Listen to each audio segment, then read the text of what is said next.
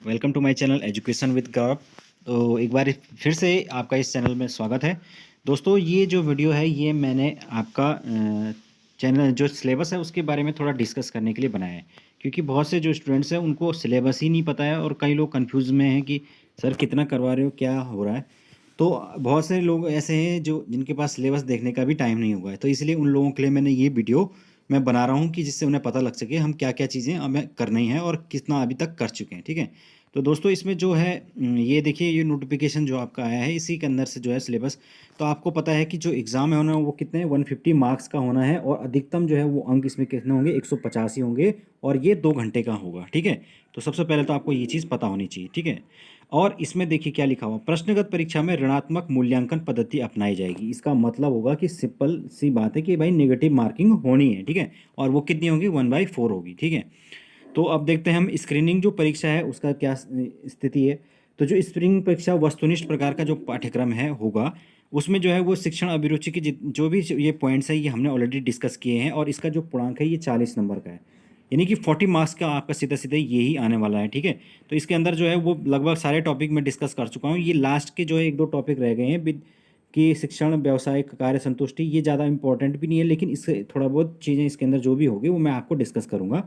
व्यक्तित्व विकास में शिक्षक की क्या भूमिका हो सकती है और शिक्षक शिक्षक जो मूल्यांकन है उसमें उसकी क्या क्या चीज़ें, ये वाला जो टॉपिक है ये थोड़ा इम्पोर्टेंट है, तो इसको हम डिस्कस करेंगे। ठीक है, तो अभी बाकी ये हो चुका है।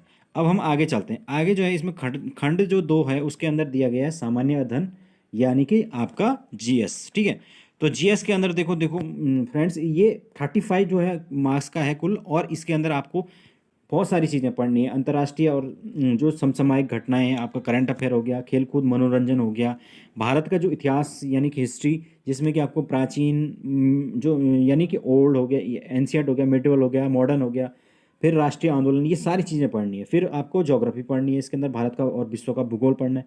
फिर प्राकृतिक संसाधन नियोजन संवर्धन, यानी कि जितने भी हमारे नेचुरल रिसोर्सेज हैं, जितने भी खनिज वगैरह वगैरह, इनकी कहाँ कितने पाए जाते हैं, इन सब चीज़ों के बारे में भी आएगा।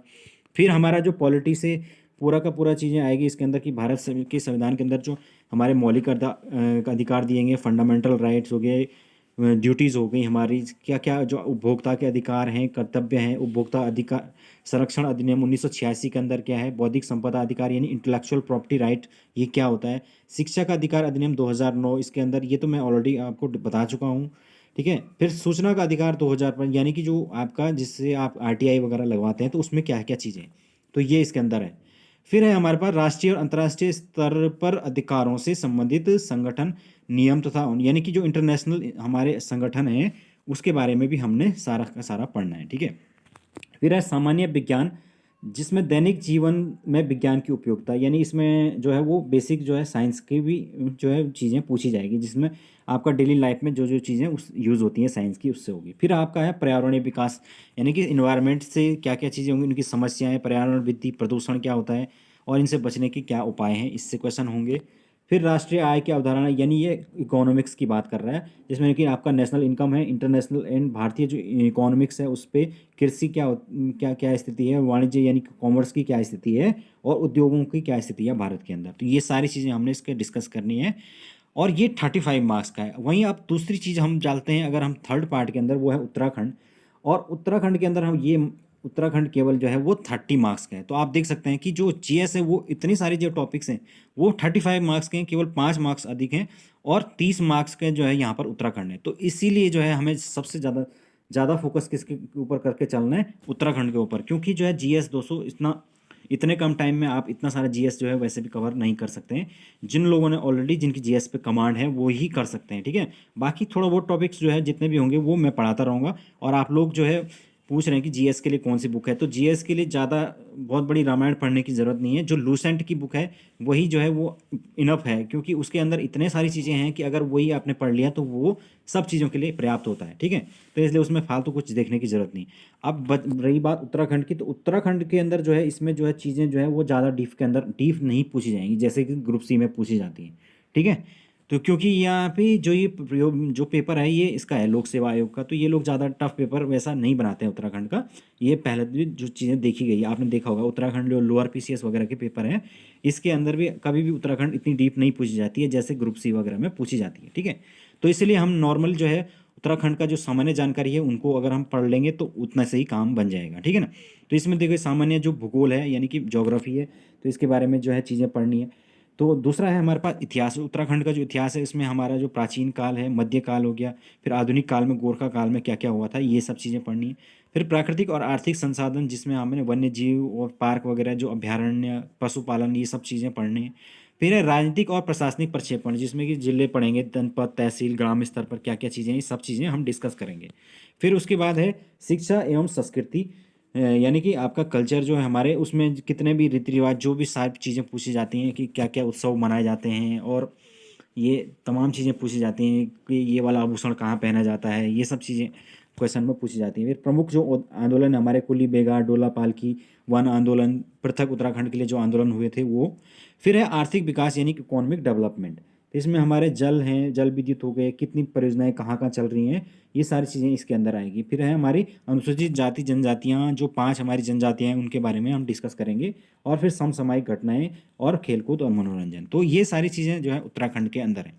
तो मेरे ख्याल से तो उत्तराखंड को डिस्कस करना ज़्यादा आसान, ज़्यादा सही है, क्योंकि इसके अंदर हमने केवल एक ही चीज़ पर फोकस करना है और 30 मार्क्स के अंदर है, जबकि वहाँ पर हमने ओवरऑल जो चीज़ें वो पढ़नी है। हालांकि उसको भी आपको लेके चलना पड़ेगा, उसको आप छोड़ नहीं सकते, लेकिन जीएस जो है उसको आप अपने खुद से पढ़िए, लूसेंट को पढ़ते रहिए। और जो चीज़ें बहुत टफ लगेंगी या कुछ ऐसी चीज़ें होंगी जो मुझे लगेगा कि मुझे उस पर वीडियो बनानी चाहिए, तो मैं उसको बनाऊंगा। फिलहाल हम क्या करेंगे, उत्तराखंड की चीज़ें देखेंगे, ठीक है। और उत्तराखंड पढ़ने का एक फ़ायदा ये भी होगा दोस्तों कि जो आने वाले पेपर हैं जैसे ग्रुप सी वगैरह जिसके भरे होंगे, वीडियो वगैरह जिसमें होगा, तो उसकी भी जो है तैयारी साथ के साथ हो जाएगी, ठीक है। तो चलिए, फिर जिसमें इसमें नेक्स्ट है बुद्धि परीक्षण, तो इसके लिए जो है वो नॉर्मल कोई भी जो है रीजनिंग की आप बुक ले लीजिए, उसमें ये सामान्य जो है रीजनिंग जो है वो आपको आसानी से मिल जाएगी, ज़्यादा टफ नहीं होती है, तो ये आप खुद से करिए, ठीक है। फिर है सामान्य हिंदी, तो इसके बारे में भी मैं पढ़ाऊंगा, ठीक है ना। तो हिंदी भी मैं पढ़ाऊंगा, ये मात्र ये 20 मार्क्स के आपके अंदर आने वाली है, तो 20 मार्क्स बहुत होते हैं दोस्तों। तो इसमें जो है हम पर्यायवाची क्या क्या चीज़ें हैं इसके अंदर, पर्यायवाची शब्द हैं विलोम, तत्सम, तद्भव, वाक्यांशों के लिए एक शब्द। उसके बाद जो है ग्रामर के पोर्शन के अंदर है आपका उपसर्ग, प्रत्यय, फिर है वर्तनी शुद्ध, वर्तन वाक्य शुद्धि, और फिर है हमारे समास, समास विग्रह, संधि, संधि विच्छेद और मुहावरे, ठीक है। तो ये सारे की सारी जो है चीज़ें हम डिस्कस इसमें करेंगे, ठीक है। और नेक्स्ट जो है, अच्छा ये इंग्लिश में दिया हुआ, ठीक है।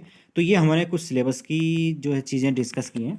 तो बाकी आप लोगों को क्या लगता है इसके बारे में, आप अपनी राय दे सकते हैं कमेंट सेक्शन में ज़रूर बताएं, ठीक है।